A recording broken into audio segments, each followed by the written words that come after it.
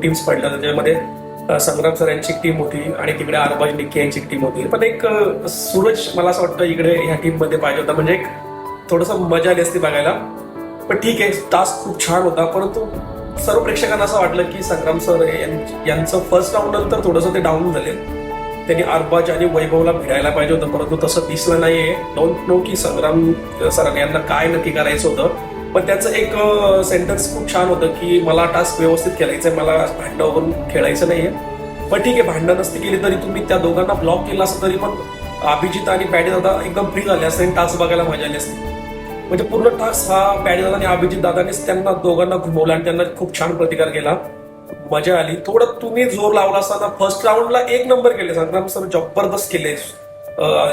अरबाजला एवढं छान ब्लॉक केलं होतं ना, एकच नंबर. परंतु सेकंड आणि थर्ड राऊंडला त्या गोष्टी दिसल्या नाही आणि त्याच्यामुळे मला असं वाटतं पूर्ण ह्या टीम, ए टीम मधलं, बी टीम मधले सर्व सदस्य